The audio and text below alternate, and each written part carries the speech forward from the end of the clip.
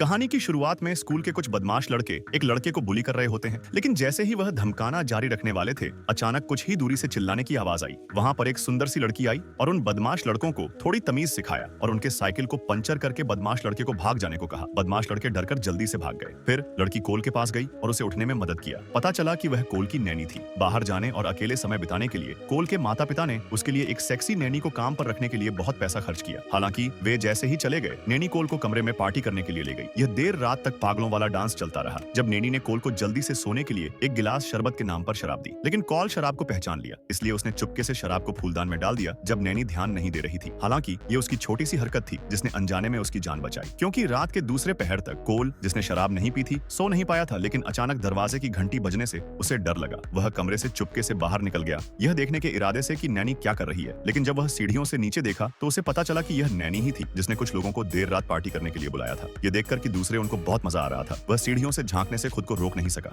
इस समय बोतल वाला गेम खेल रहे थे। जब बोतल कोल की नैनी की तरफ रुका तो उसने डेयर चुना। तो एक लड़के ने उसे यहाँ पर किसी को भी किस करने को कहा। तब कोला ने अपनी नैनी का असली रूप देखा। इस अचानक दृश्य ने कोल को आधी मौत का दर्शन करवा दिया। ये पता चला कि यह समूह एक दुष्ट संगठन से संबंधित था। ये पता चला कि इनके पास एक किताब है जिसमें बहुत से टास्क लिखे हैं जिसे इनको यह करने हैं। अब इनका एक आखिरी टास्क रह गया है जो केवल एक कदम दूर है। वह कोल का शुद्ध खून है। कोल घबरा गया। वह जल्दी से कमरे में वापस गया और पुलिस को बुलाया। पुलिस को अपने अनुभव के बारे में बताने के बाद कोल जल्दी से बिस्तर पर लेट गया और सोने का नाटक करने लगा। तभी वह सब उसके कमरे में आए और उसके खून का सैंपल लिया। कोल उनके जाने के जल्दी से उठा और भागने के लिए खिड़की से बाहर कूदने की योजना बनाई, लेकिन अगले ही पल नैनी उसके पीछे आ गई। लड़के की सेक्सी नैनी ने उसे कुर्सी से बांध दिया था क्योंकि वह चुपके से उनके राज को जान लिया था। उसने चुपके से रस्सी काटने के लिए चाकू का इस्तेमाल किया, लेकिन कॉल ने देखा शीशे में उसकी छवि दिखाई दे रही है और वह कहीं पकड़ न जाए, इसलिए उसने रस्सी काटने की गति को तेजी से बढ़ाया। इस समय बाहर सायरन अचानक बज उठा और दो पुलिसकर्मी कमरे में घुस आए। यह देखकर उसमें से एक लड़के ने छड़ी से एक पुलिसकर्मी को घायल कर दिया। घायल पुलिसकर्मी ने बेतरतीब ढंग से गोली चलाई, लेकिन उसके बगल में खड़ी गोरी लड़की को लगी। हालांकि इससे पहले कि अन्य लोग प्रतिक्रिया कर पाते, नैनी ने दूसरे पुलिसकर्मी को पीछे से चाकू मार दिया। इस समय का फायदा उठाते हुए कोल जल्दी से उठा और ऊपर की ओर भागा और उसके बगल में खड़ा लड़का जल्दी से उसका पीछा करने लगा, लेकिन पीछा करते करते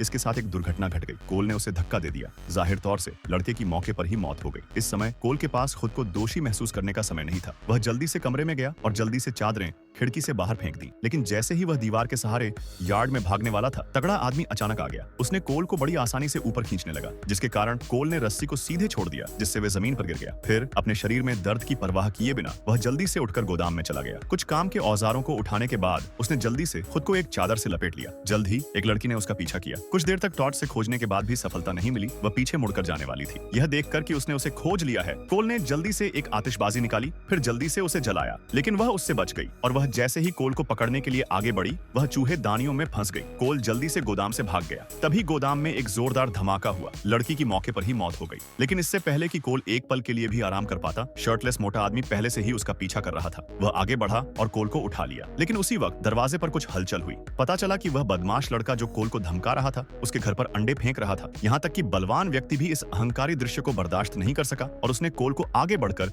स्कूली बदमाश की पिटाई करने के लिए धमकी दिया। लेकिन कौन जानता था कि जैसे ही कोल आगे बढ़ा, बदमाश लड़के ने उसे पीट डाला। बदमाश लड़के के चले जाने के बाद कोल ने भी बदमाश लड़के की तरह बलवान व्यक्ति को मुक्का मारा और वहां से भाग निकला। घबराहट में वह एक पेड़ पर चढ़ गया और फिर जल्दी से सीढ़ियों को लात मारी, लेकिन वह नहीं जानता था कि बलवान व्यक्ति रस्सी लेकर पीछे से उसका पीछा कर रहा था। लेकिन उसने जो उम्मीद नहीं की थी वह यह था कि यह जगह दो लोगों का वजन नहीं उठा सकी और वह नीचे गिर गए। नीचे गिरते वक्त रस्सी बलवान व्यक्ति के गले में फंस गया और उसकी दम घुटने की वजह से मौत हो गई। हालांकि इससे पहले कि कोल थोड़ी चैन की सांस ले पाता कि गोरी लड़की पहले ही उसके पीछे आ चुकी थी और उसने उसका शिकार करने का फैसला किया। कोल लड़की से बचने के लिए सोसाइटी में भागने लगा और भागते भागते अपनी पड़ोस में रहने वाली एक लड़की के घर पहुंच गया, लेकिन उसे उम्मीद नहीं थी कि उसके परिवार के बड़े भी घर पर नहीं थे। कोल ने सोचा मेरी वजह से इस लड़की को खतरा हो सकता है, इसलिए उसने जल्दी से लड़की को शौचालय में छिपाने के लिए ले गया और फिर लड़की को अपने अनुभव के बारे में बताया। यह देखकर कि कोल इतना डरा हुआ था, लड़की ने उसे शांत करने के लिए एक चुंबन दिया और यह वह उसका पहला चुंबन था। लड़की की रक्षा करने के लिए कोल कमरे से बाहर चला गया और जल्दी से अपने घर लौट आया, लेकिन उसे उम्मीद नहीं थी कि घर में घुसते ही गोरी लड़की आ जाएगी जो खून से लथपथ थी और उसे मारने ही वाली थी। तभी एक गोली चली। गोली नैनी ने चलाई थी। यह पता चला कि उसने शुरू से ही कोल को मारने के बारे में कभी नहीं सोचा था, लेकिन उसके बुरे व्यवहार ने नैनी को कुछ करने का फैसला करने पर मजबूर कर दिया। जब नैनी का ध्यान नहीं था तब कोल ने बुरी किताब उठाई और उसे जलाने की धमकी दी। नैनी तुरंत डर गई और कोल से कहने लगी, मैंने बस इतना किया कि किताब को जगाया और अपनी इच्छा पूरी की। अगर कोल ने इसे जला दिया तो उसके सारे प्रयास व्यर्थ हो जाएंगे। उसने जल्दी से कोल को शांत होने के लिए राजी किया और वादा किया कि अब से वह हर कदम पर उसकी रक्षा करेगी। हालांकि कोल को अब उसकी बातों पर विश्वास नहीं हुआ। उसने किताब जलाई और उसे एक कोने में फेंक दिया। नैनी आग बुझाने के लिए आगे बढ़ी। तब तक कॉल भाग चुका था और पड़ोसी की कार में बैठकर उसने एक्सीलेटर पर पैर रखा और कार एक पल में बाहर निकल गई। कार इतनी तेजी से गई कि हवा में उड़ गई और वह सीधे जाकर घर से टकरा गई जहां नैनी खड़ी थी। जब कोल कार से बाहर निकला तो उसने पाया कि नैनी कार से कुचल गई थी और मर रही थी। और आखिरकार कोल ने बुरे संगठन के सभी लोगों को भगवान के पास भेज दिया था और मूवी यहीं समाप्त होती है।